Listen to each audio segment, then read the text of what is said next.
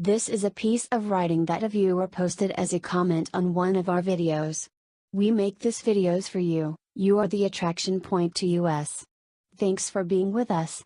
As we have said, we will make videos with your opinions if they are suitable to YouTube policies and audience. Comment wherever you can for opinion or report and we will make special videos for you. All rights reserved. The following text is written by Thomas Fisk, so, what are we actually seeing here? It's a method that I've observed many times with applying Chinese communist, who sponsors and supports American communists. Simply putting it as it's a strategy of using catch-22 perceptions to stimulate strong emotions in their protesters. It also is one of many tactics to stimulate anger, that they label as hate, and destabilize social cohesion. In the last 50 years they've greatly succeeded.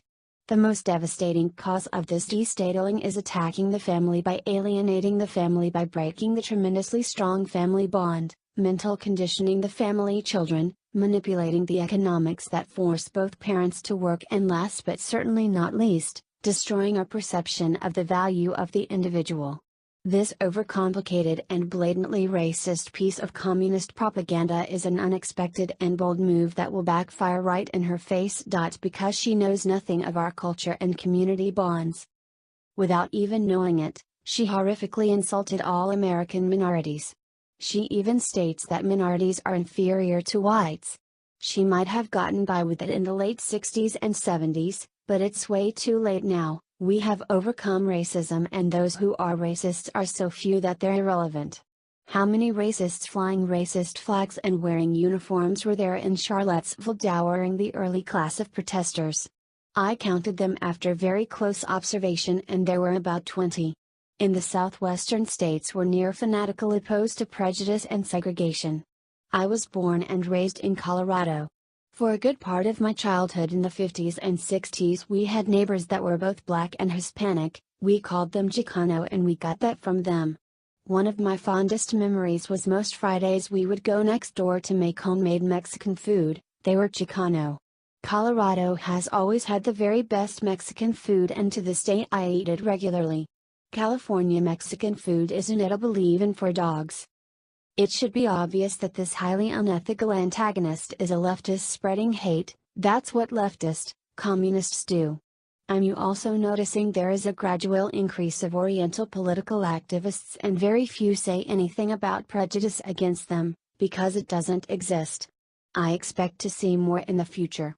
They are of the elite of CCP, Chinese Communist Party, infiltrators. Some come here as exchange students. There are over 200,000 Chinese Communist exchange students, some are with Chinese businesses, many from the Confucius Institute, that are on most college campuses that indoctrinate communism under the guise of Chinese culture, and a massive one is moles perfectly adapted to American culture. Both the Soviets and Chinese did this, China being much more smart in how they did it.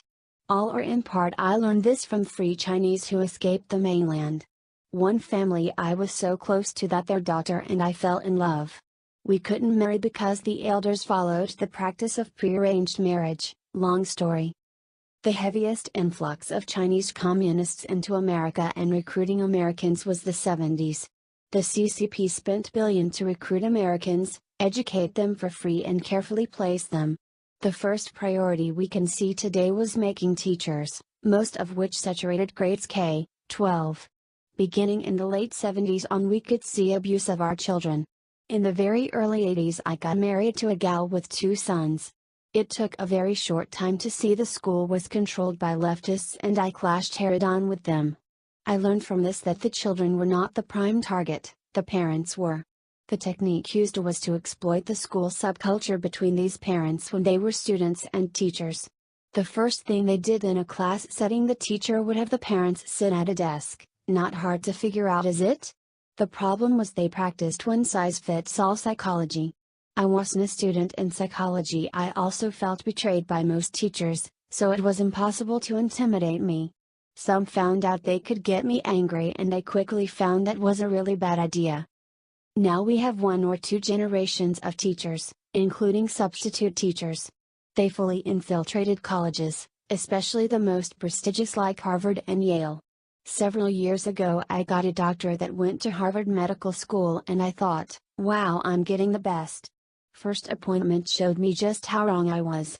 I have a medical background and she was making mistakes right and left. American colleges have been downgraded so much that about all they're producing are radical, violent followers who do as they're told. This professor and so many like her should be fired and their teaching credentials permanently terminated. But can't happen. Nothing can happen until loyal American conservatives get off their lazy ass and fight back. Being well trained in non-lethal techniques that has a minimum injuries can cause such terrible humiliation that will demoralize them rather quickly. Mindless followers are easy to defeat no matter what the venue. Their mid-level leaders are also very easy to spot, but they take a different approach to neutralize them. We should not be losing this conflict even though it is a relatively new type of warfare.